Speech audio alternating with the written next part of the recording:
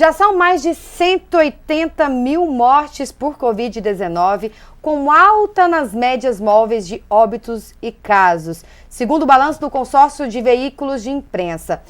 Para falar sobre esse assunto, a gente recebe hoje no Alego Entrevista Dr. Benedito Neto, ele que é doutor em Medicina Tropical e Saúde Pública. Vamos falar sobre um balanço da Covid-19, não só aqui no estado de Goiás, Brasil, e também sobre essas questões das vacinas, na verdade, né? Muito obrigada pela sua participação aqui conosco. É um caso ainda que é preocupante em relação a essa Covid-19, não é momento ainda de tranquilizar, né? Sim, é preocupante porque nós estamos tratando de uma pandemia, de um vírus totalmente novo, né, na sua estrutura. Apesar de que nós já conhecíamos, né, um pouco sobre o coronavírus, mas diversos estudos, diversas pesquisas têm sido feitas no intuito de entender um pouco mais do mecanismo de ação desse vírus. Então ainda é o momento de nós trabalharmos com calma, mantermos algumas questões básicas que foram ensinadas desde o início, porque a pandemia ela não acabou. Nós estamos tendo sim uma redução de casos. Sim, porque nós temos avançado na questão do tratamento precoce, temos avançado nas questões da testagem, novos métodos de testagem, um entendimento maior dos sintomas. Todavia, nós precisamos ainda de manter a precaução, porque nós podemos dizer que ainda estamos no meio do furacão chamado Covid-19. Doutor, você acredita que as pessoas estão mais conscientes em relação a esse tema? Não muito. Me perguntaram também, né, se eu achava que a pandemia iria trazer uma nova consciência mundial. Infelizmente, não. O que nós temos visto é que nós precisamos trabalhar um pouco mais alguns conceitos voltados para a saúde, nós precisamos de investimento no mecanismo de saúde pública, que ficou muito claro que nós temos sim um sistema único de saúde bem estabelecido no papel, mas que quando se trata da questão de efetivação, de movimentação de toda essa estrutura, de toda essa máquina, nós percebemos que ainda existem pontos que precisam de auxílio a nível de projetos, a nível de financiamento, um contato e uma interação maior a nível dos pesquisadores que têm trabalhado, né, dentro do laboratório com os micro-organismos, e essa ponte, né, com a sociedade, que é o que a universidade sempre tenta fazer, né, o ensino, a pesquisa e a extensão. Então, eu acho que mudou um pouco a consciência das pessoas, mas nós ainda precisamos evoluir. Falta muito ainda. Exato, precisamos avançar. Doutor Benedito, alguns estados apresentaram alta na média móvel de mortes e também casos, né, como é o caso do Distrito Federal, Goiás mesmo, Roraima, Bahia, Ceará. O que fazer diante esse quadro? Qual é a opinião do senhor? Certo.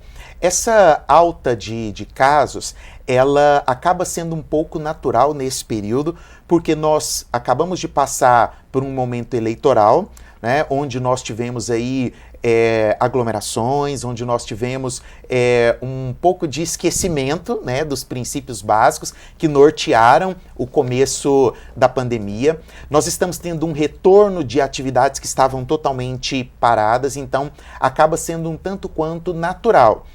Qual que seria o principal ponto que nós temos que nos ater? A questão da taxa de mortalidade. Porque se nós temos apenas uma alta taxa de infecção com baixa taxa de mortalidade, isso é positivo. Significa que nós estamos caminhando para alcançar o que nós chamamos de imunidade de rebanho, que é o que de fato extermina e acaba com a pandemia. Doutor Benedito, o primeiro caso confirmado de reinfecção por coronavírus aqui do Brasil foi já diagnosticado de fato, né, confirmado, que trata-se de uma mulher de 37 anos, ela que é profissional da saúde e é do Rio Grande do Norte. Outros casos também estão sendo investigados, mas por enquanto ainda estão sob suspeitos.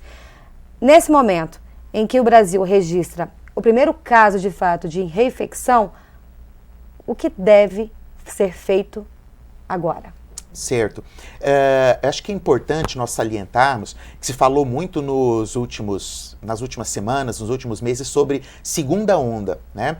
E a segunda onda, ela não é causada, não tem sido causada por uma nova infecção, né, que está sendo chamado agora de reinfecção. Esse é o primeiro caso.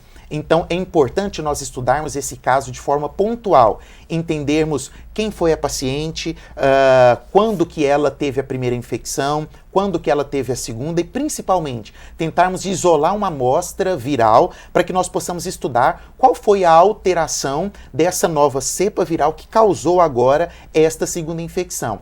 Nós precisamos nos alarmar? Não, precisamos estar atentos, porque quando nós estudamos na virologia, né, na microbiologia básica, nós entendemos que não são todas as mudanças virais que conferem a ele, ou aquele vírus, uma mutação e uma capacidade de novamente infectar todo mundo. Possivelmente é uma cepa até mais fraca do que a do coronavírus 2, mas que nós precisamos estudá-la e precisamos estudar de forma pontual, entendendo o estado fisiológico da paciente, compreendendo a atividade socioeconômica dela. Então, nós não precisamos nos alarmar, não precisamos causar pânico, até porque nós temos a imunidade nossa, para todos aqueles que já tiveram a Covid-19, a sua imunidade, né, de memória, ela é muito forte, muito robusta. São as células T que são muito capazes de agir caso você tenha contato com o coronavírus novamente. Hoje o Alegro Entrevista recebe o Dr. Benedito Neto, ele que é doutor em Medicina Tropical e Saúde Pública. Um ponto que eu quero entrar aqui com o senhor é em relação à vacina. Até o final de novembro, 54 vacinas contra o novo coronavírus estavam sendo testadas em humanos, das quais 13 na terceira e última fase. E a gente sabe que pandemia não acaba com vacina, né? Exatamente. A vacina, ela vem para nos auxiliar, né, principalmente considerando o aspecto da Covid-19, onde nós precisamos ter um cuidado muito atento com as pessoas idosas e aquelas que apresentam comorbidades. Dentre as vacinas, nós temos várias estratégias de formulação de vacinas. Temos vacinas que trabalham com vetores virais, vacinas que trabalham com o vírus inativado ou enfraquecido. Temos agora, recentemente, estudos com vacinas de RNA, vacinas com pedaços do vírus, porque a vacina ela nada mais é do que um antígeno que vai ser inserido ali no organismo, para que o organismo possa reconhecer e produzir ali anticorpos, realizando então a imunidade daquele indivíduo. Todas as vacinas que estão sendo feitas, Patrícia, elas são muito bem pautadas. A tecnologia hoje está muito avançada nesse sentido e já existem, no caso da vacina mais avançada para o Brasil, no nosso caso, né, que é a da Sinovac, a vacina do sarampo mesmo, ela segue esse mesmo princípio, né, a mesma formulação. Você pega um vírus, altera a estrutura daquele vírus. A grande problemática está em achar que a vacina ela é uma salvação, né? E não é. Nós precisamos estar atentos, precisamos ainda estudar mais profundamente os mecanismos de reação do organismo das pessoas que foram testadas. Então, a minha opinião é que nós precisamos ainda caminhar com um pouquinho de calma. Cautela. Exatamente. Não precisamos nos apavorar, até porque nós temos outras ferramentas que têm sido muito úteis no sentido de prevenção, como o tratamento precoce. Doutor Benedito, a gente sabe que com essa urgência da pandemia, mais de um imunizante está sendo, né, estudado, logo deve ficar pronto. Agora, se mais de uma ficar disponível no Brasil, deve haver uma regulamentação em relação a todo esse processo, né, a aplicação das doses e uma orientação para que uma pessoa evite tomar duas vacinas diferentes. Exatamente, nós temos que fazer um processo muito complexo que envolve a saúde coletiva como um todo, a saúde pública, de orientação. A mesma orientação que nós fizemos lá no início, né, de cuidados sanitários, cuidados básicos, que vão desde a lavagem das mãos, evitar ambientes com aglomeração de pessoas, ambientes fechados, nós passaremos agora para uma segunda etapa, também de estruturação, para levar o entendimento às pessoas, né, sobre como tomar a vacina. Existirão vacinas que terão mais de uma dose, né, então a pessoa ela terá que tomar a primeira e a segunda dose. Como deverá ser feito isso caso entre em ação uma nova vacina, como a de Oxford, por exemplo. Então, nós estamos passando por uma pandemia de informação também. Existe muita informação e muita informação errada. E todo mundo quer ser especialista da área, né? Exatamente. Então nós temos que ter esse cuidado para que nessa pandemia informacional nós possamos saber os locais corretos, os mecanismos corretos de receber informação de qualidade, informação fidedigna também. Então, Benedita, a gente está indo para as considerações finais, mas eu queria entrar em uma questão que eu acho importantíssima nesse momento. A gente não pode esquecer de outras doenças, né? Como é o caso da tuberculose, que matou muito mais do que a Covid, né? Exatamente. Nós temos alguns levantamentos, o nosso grupo de pesquisa também tem trabalhado nesse sentido de observar as co-infecções. O que é uma co-infecção? Seria um segundo micro-organismo, uma bactéria ou um fungo, que pode estar agindo ali naquele indivíduo, junto com a Covid ou não. Um exemplo muito interessante, eu acho que muito propício também para esse momento, nessa semana, na terça-feira, a Anvisa liberou uma nota dizendo do primeiro caso de Candida auris. O que é Candida auris?